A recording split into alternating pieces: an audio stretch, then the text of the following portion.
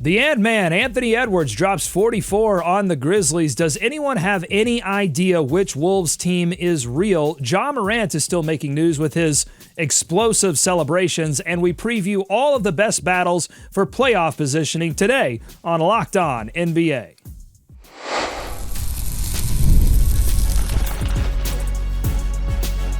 You are Locked On NBA, your daily NBA podcast. Part of the Locked On Podcast Network, your team every day. Welcome to Locked On NBA. Thanks so much for making us your first listen of the day. We are free and available wherever you get your podcast, part of the Locked On Podcast Network, your team every day. Today's episode is brought to you by Game Time.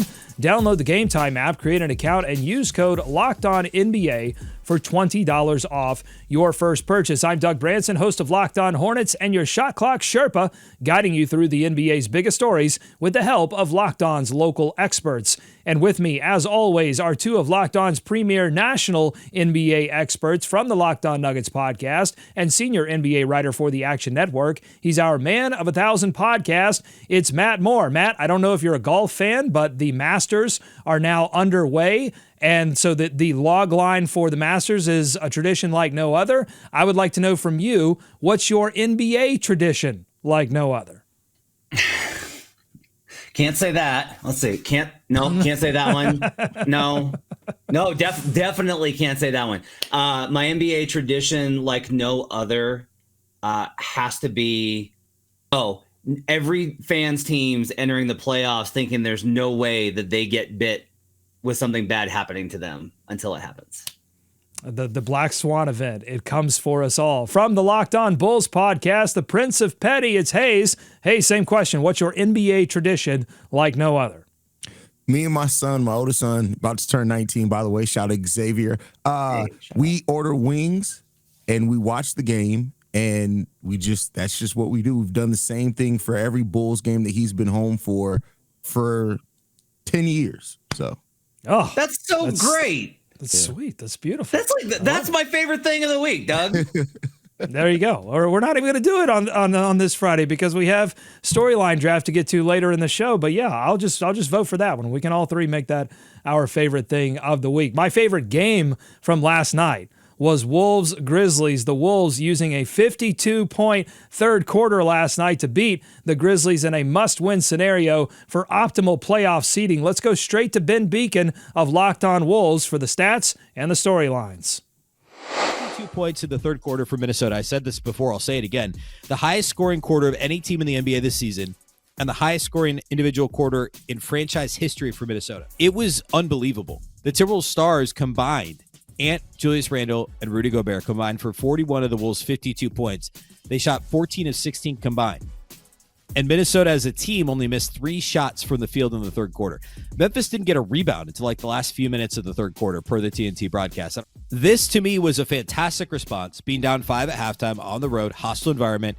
Game is also super important to Memphis, obviously. With how well the Grizzlies shot the ball in the first half, it would have been easy for the Wolves to be like, all right, not our night because these dudes can't miss.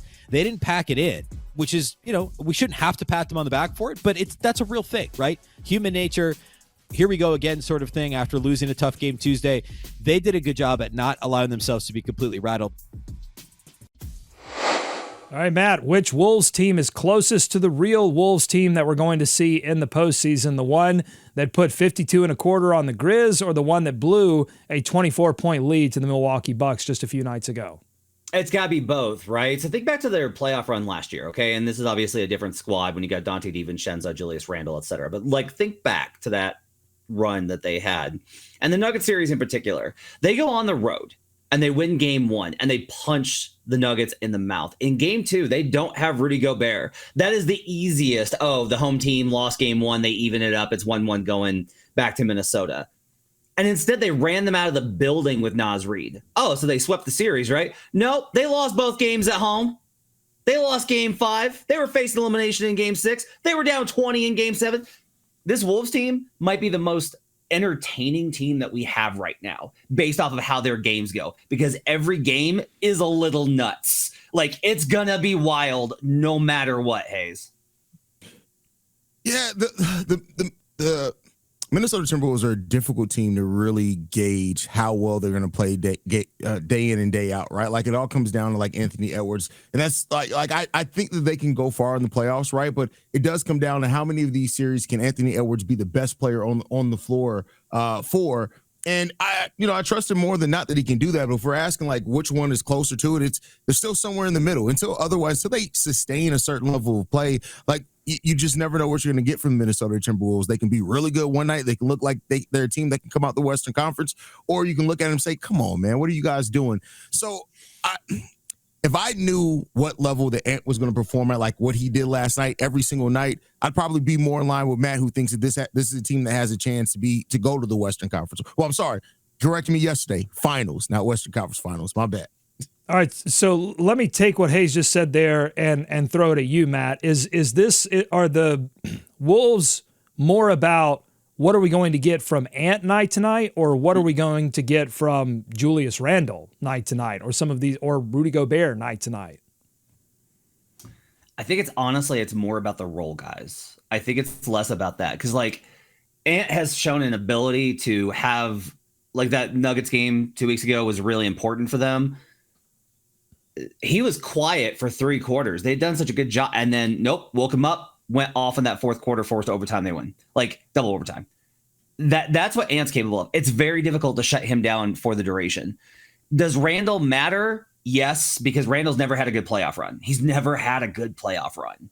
So that to me is that's a huge question mark. But I think it's more about guys like, can they get good contributions from Naz Reid? Can they get good? If Dante DiVincenzo has a great playoff run, the Wolves are going to be in the conference finals at least.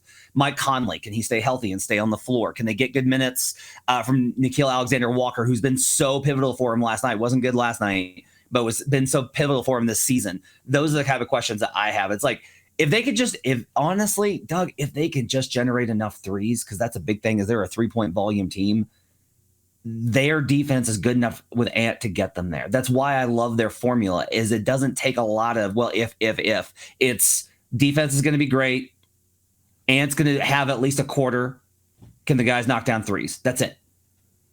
Well, Anthony Edwards was certainly able to generate enough threes. He said post-game that he's been working on blacking out. They've been watching tape of Michael Jordan, apparently, and blacking out in the sense of, not knowing not worrying about if the shot's going to miss or not because you haven't taken it yet. But the Grizzlies, they blacked out on defense in the third quarter. Let's flip it over to them and hear from DeMichael Cole of Locked On Grizzlies on how it all went wrong in the second half. The issue here is defense. How many times did I say the Grizzlies just personnel-wise don't have it? There's no Dylan Brooks. There's no Tony Allen. They don't have those type of defenders right now. Jaren Jackson Jr. was in foul trouble again. Look, we've talked about it a lot. That is something that needs to be fixed. And then with Zach Edey's a rookie. He's still learning the angles and things like that. And when the Grizzlies play those teams that like to go 5 out, and they're going to put Zach Edey in a lot of space, his hands tend to come down sometimes. And when his hand comes down, those teams are ready because they have those guards that are just waiting on your hands to come down so they can get the contact, draw the foul. At the end of the day, it comes down to the simple question for me. Are these problems fixable for the Grizzlies? All right, Hayes, what do you think? Are these problems fixable? And what's the bigger problem for the Grizzlies in a play-in or playoff scenario? Jaren Jackson Jr.'s foul trouble or Zach Edey's, ability to be exposed by opposing offenses that tend to go smaller? I think Zach Edey exposed on both sides of the ball, honestly. I think that he has that's the biggest issue here for them. There are going to be some series, some quarters that he's just unplayable, not because he's not giving effort, but just because of who by the nature he is, he's going to be unplayable for that team. So that's something that I've always been worried about with Zach Edey. Like, you have to commit to a certain play style with Zach Edey on both sides of the ball. And that's just the nature of it. Now, he's still been able to be a fairly productive player, so no knock on him there. But you just have those series where you just come up against it, you're not able to play. As far as the Memphis Grizzlies overall, though, I have some questions about, like, depending on who that matchup ends up being for them, are they going to have enough firepower? Because Ja I've kept having the thought that Ja's going to turn it on eventually, but he hasn't yet. And I don't think he's just going to all of a sudden turn it on. I think the sooner that the Memphis Grizzlies embrace that Jaren Jackson Jr. is their best player, that's when they can get over that hump. I mean, Ja 36-6 last night. I thought he was really good. Their defense was the problem, as DeMichael kind of pointed out. Particularly, here's a fun number. In the second half, in 14 minutes played, Santi Aldama's defensive rating was 183.9. 184. They're scoring 1.84 points per possession. Good God. It was upwards of like 2.5 in that third quarter. Hayes is right that ED is going to get attacked, but it depends on the matchup. Okay, so I actually looked this up this morning because I'm what's the word? I'm an ED hater. Like, I'm just going to be real about it. It's like, I hated the pick. I didn't think it was the right draft pick. I don't think he's a good fit. I don't like relying on a rookie center. Like, I think Zach's going to have a great career and play 12 years and be really productive. But, like, it's going to take him a while to learn how to play drop coverage effectively. He was playing drop versus Steph in that Warriors game and got away with it. If they play the Warriors in the play-in tournament, he's not going to get away with it again. But there aren't as many guards in the West that you actually have to be terrified of. Like, there's not as many teams that you can't play drop against. There's not as many. If you look at it top to bottom, OKC is a bit of a problem, but like some of the others, if they're able to get out of that 1-8, not as bad. For me, though, it's about Jaren's foul trouble. Jaren is their best player. Jaren's their most important player. He's their best defender. They're down Brandon Clark, their second best defender, and Jalen Wells, their third best defender. And that's why if Jaren's hurt, they don't have any chance to be able to hold up defensively. All right, coming up on Locked On NBA, we're going to shift our focus to the Eastern Conference, where the Bucks and Pistons are going to have a 2-game battle for the 5th and 6th seed in the West. We'll give you a preview of that and more coming up on Locked On NBA. Today's episode of Locked On NBA is brought to you by DoorDash. NBA fans, get ready. They swoosh. You save thanks to Dash Pass. Every time a player drops 50 or more points in a game, you score a huge deal the next day. It's simple. When any player scores 50 or more in a game during the 24-25 NBA regular season, Dash Pass members get 50% off an order, up to $10 off the next day from noon to midnight. After an epic 50-point performance, celebrate by ordering wings, pizza, or burgers from your favorite spot delivered straight to your door. Need a quick and easy lunch the next day? Dash Pass gets you your favorite meals with $0 delivery fees and reduced service fees. Plus, now you save even more with this exclusive NBA offer. Sign up for Dash Pass and be ready to save. Just use promo code NBA50 from noon to midnight after a 50-point game on eligible orders at participating merchants. Must have an active Dash Pass account. Terms apply. Visit DoorDash to learn more. More Locked On NBA ahead. Thanks again for making Locked On NBA your first listen every day. Before we move to the East, I want to stay on one particular topic that has been of note from this Wolves-Grizzlies game, and that's Ja Morant. After being fined $75,000 by the league for his gun celebration, Ja Morant has opted for a pantomimed grenade toss into the stands. He said after the game he's going to keep doing it until it's a problem. Matt, are you in or out on Ja the Adam Silver troll? You know, I kind of criticized him for the stuff because I was like, come on, man, you got to be a better leader. I like this. I like this a lot because it kind of points out like how ridiculous we are about this kind of culture stuff. I think you kind of either have to accept that violence is kind of interwoven into our culture and then try and work around serious solutions or not. Like, I think not talking about those kind of things or not using terminology. I'm a big fan of like words matter, right? But at the same time, I like Ja exposing the hypocrisy of being like, it's fine if I throw a grenade, but it's a problem if I shoot a gun. Like I like him pulling that off here with regards to trolling the league. This is where it's come to, right? This is what it come to. As the Prince of Petty, I enjoy this so much. You know what? I would love Ja to come up with as many quote unquote simulations of violence, celebrations that he can come up with to see how many he can get away with. Like, well, I don't know what could be next after that, but like it's great because it's like I said, I understood it before when it happened, like especially with Ja's reputation and things like that. I do think it sets a crazy precedence, but Ja, have fun with it at this point. Just go out and have fun with it. If it becomes a problem, it becomes a problem, but keep doing it. I like it. If that becomes a problem, come up with something new. Just keep reinventing the wheel here. Yeah, unfortunately, this is like a bad time for it to become a problem, potentially. If this does anger the league to the point where there is a suspension handed down, that could be devastating to the Grizzlies' play-in, playoff hopes. They're not going to do anything. They're not going to do anything. They need the star power on the floor for the playoffs, and they know it. I think you're right, but I also did not think they were going to fine him $75,000. I honestly didn't, because so many people do those similar celebrations. I didn't think they would target him like that, and they did. This commissioner regime will fine him, but they will not go so far as to suspend him for a playoff game for that. I do not believe. All right, we'll see. The Bucks and the Pistons meet tonight in the first of 2 games against each other to close out the season and decide who gets the 5th seed. Here's Camille Davis of Locked On Bucks with a preview. 2 shots to win 1 against the Pistons. And for me, one thing I'm really looking at in this particular matchup, knowing how the Pistons get down, it's just how the Bucks will respond if the game gets chippy. I feel like I should say when the game gets chippy, knowing how the Pistons like to play. Knowing some of the guys they have over there, they have guys who like to talk as well. We know Bobby Portis historically has been somebody who also enjoys the art of trash talking. We've seen Kevin Porter Jr. get wrapped into that as well. So I think that's also a nice kind of like pre-playoff test, going to Detroit in this environment against a team that likes to agitate you. Just to see how you can kind of keep your cool in a hostile environment, because again, come playoff time, that is going to be something that you're probably going to face. So it's nice to kind of get those tests in before they count for the playoff positioning in those games and so on and so forth. All right, Hayes, when you look at this matchup, what do you think will be the deciding factor for the 5 seed this weekend? I think it comes down to who steps up at the right time. I mean, when you look at the Detroit Pistons, they are the team that I'd bet on right now. The Milwaukee Bucks are a team that they've just been very disappointing over the course of the season. And coaching is something I don't trust when it comes down to that either. I think the Detroit Pistons are a much better coach team. They're a much more sound team. They're a balanced team as well. I think they have a player right now in Cade Cunningham that's playing at a great level. Not to say Giannis isn't as well, but I trust the depth more of the Detroit Pistons right now than I do the Milwaukee Bucks. And that's just what it comes down to for me.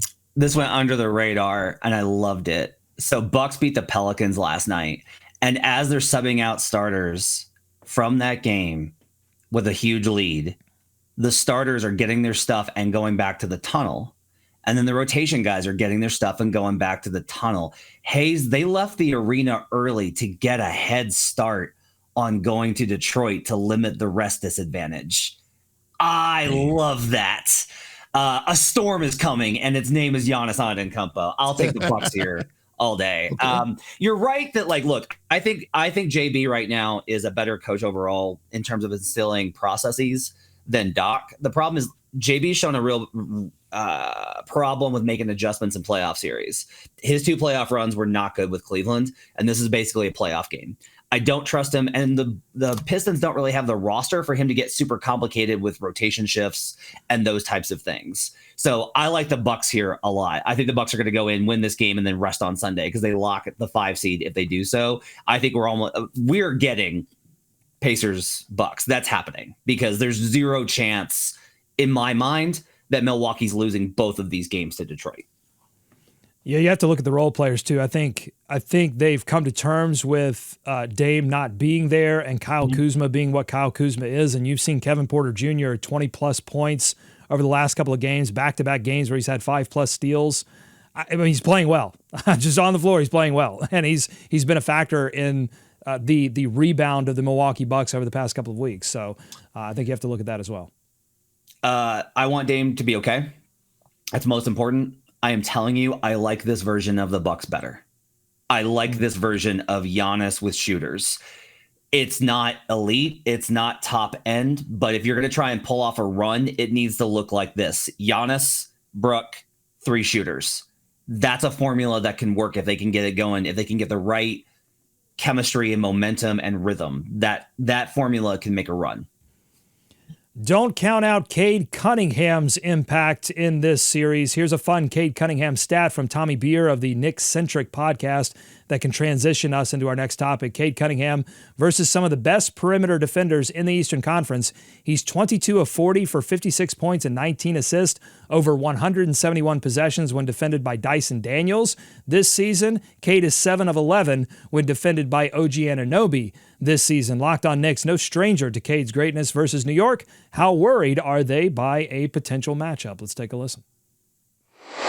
Cade Cunningham they do have someone who is capable of matching Jalen Brunson shot for shot. And at least in this game, I thought was dramatically better than Brunson down the stretch, like forcing stuff and making mistakes you don't typically see him make. And that maybe that's just his like reacclimation. But I thought this was honestly more analogous to the Brunson we saw in that first Cleveland game of the year and the first couple games of the season, where he just sort of snapped into hero ball. There was no spacing. The Pistons were basically packing in their defense. They had like 3 guys around Brunson every time he drove, and Brunson, instead of just getting off the basketball, was forcing the issue. And like Mikal, like that's another one of something like I think might be real from this game. Like he did nothing down the stretch, and he seemed really bothered by Detroit's physicality defensively. Cat at times was bothered by Detroit's physicality. So I do think there were some red flags. I also think, again, in a game where you had Deuce guarding Cade the whole time, like how much do you read into that when he's not going to be guarding Cade the entire series?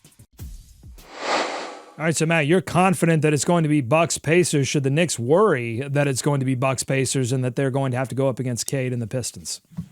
I think you probably prefer the Bucks just because they've been really good against that team. The Bucks have a big problem with like high-level elite offenses, and I think Cade's scary. I've kind of turned the other way here in the last several weeks, though. It's not that I think the Knicks can make a run in the East. They're not getting past round 2. But I do think they're actually going to stomp whoever they play in round 1.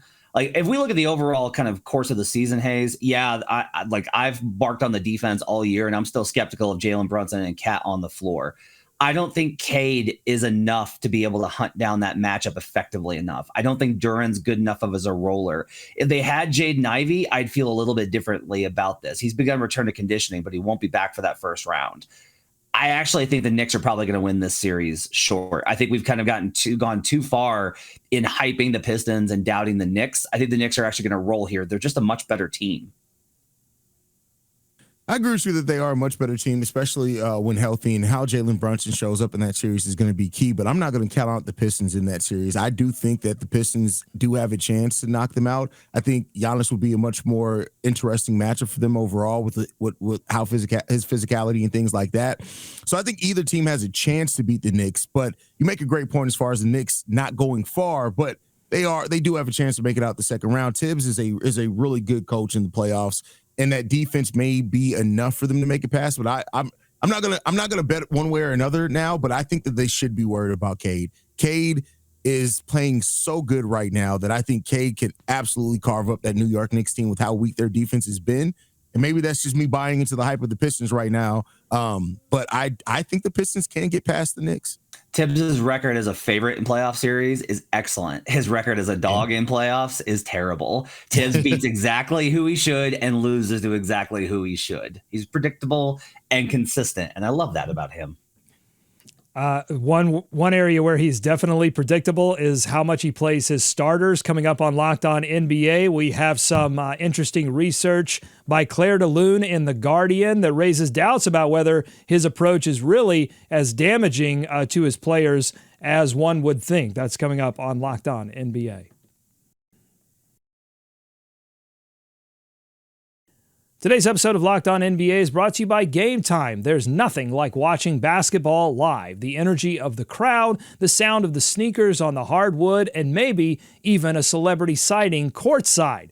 If you want to catch a game in person, Game Time makes getting tickets easier than ever. Game Time's new feature, Game Time Picks, filters out the fluff and shows you only the best deals on great seats so that you don't have to waste time scrolling through thousands of tickets. No more endless searching. Game Time Picks highlights the best seats at the best prices so that you can get straight to the fun without worrying about overpaying. Plus, with seat views before you buy, no surprise fees, and a lowest price guarantee, you can book with total confidence. Take the guesswork out of buying tickets with Game Time Picks.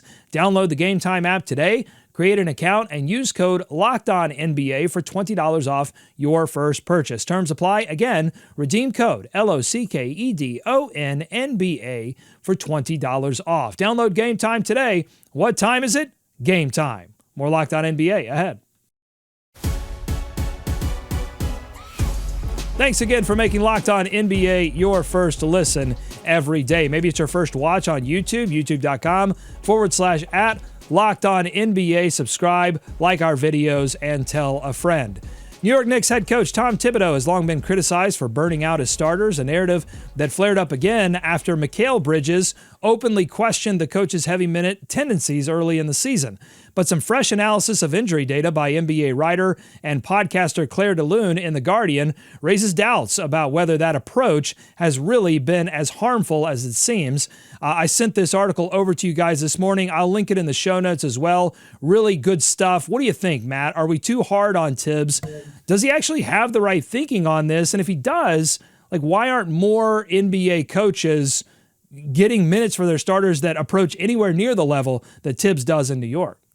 I like this question because it's a matter of anecdotal evidence versus statistical, right? So the data says that there's no real correlation between Tibbs playing his minutes and having more injuries. I think an argument can be made that these other teams are just unluckier.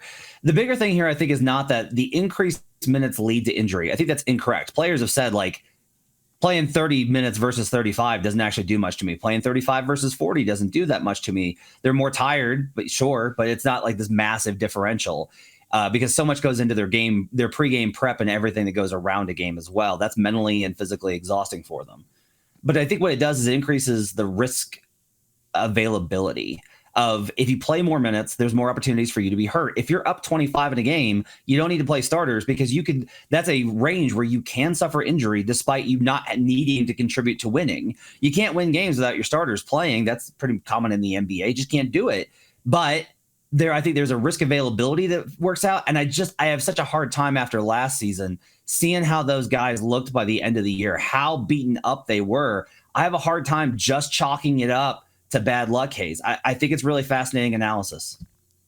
Yeah, it's a fascinating, interesting read because, you know, there's a lot that we've heard, like more minutes technically doesn't equate to injuries. I love that how you pointed out that like it makes them, it opens up to the risk more often of injuries happening, which makes sense. Like Tibbs, we know that in the playoffs, rotations restrict, right?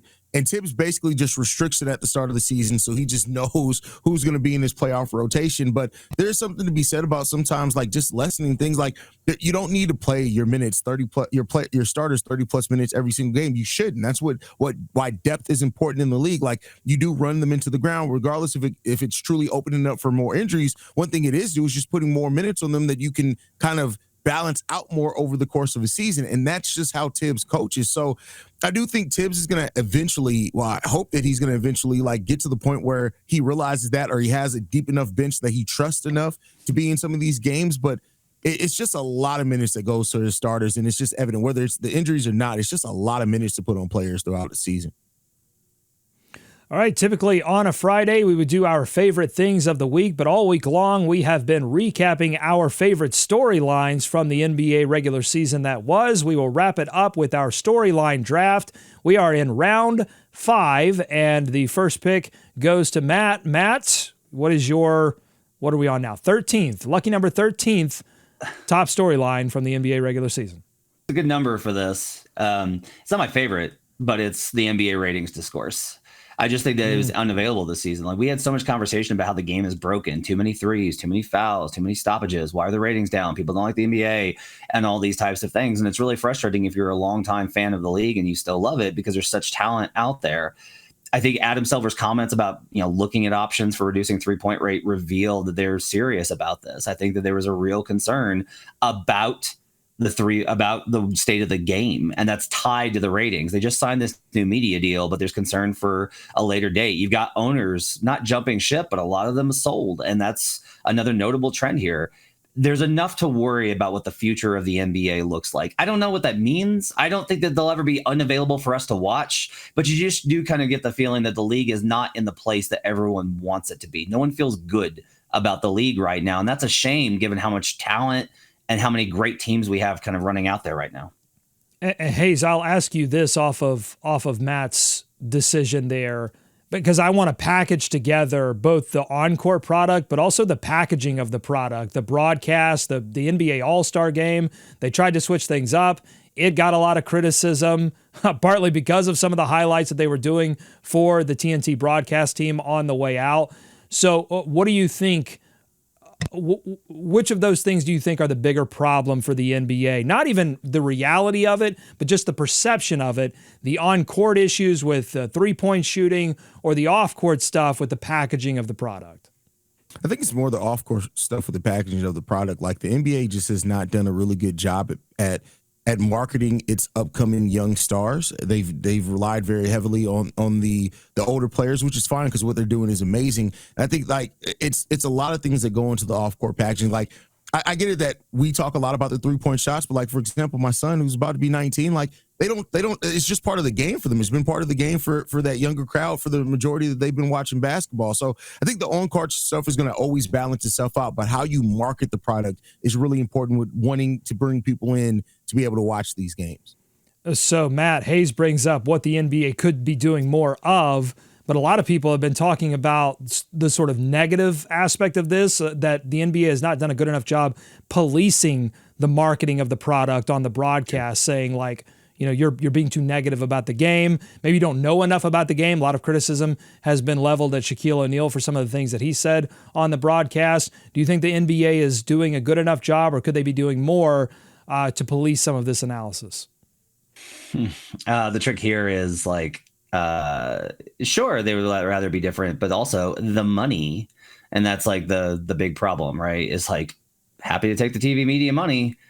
It used to be that the TV partners made revenue by showcasing the games, and the TV partners then were marketing the league.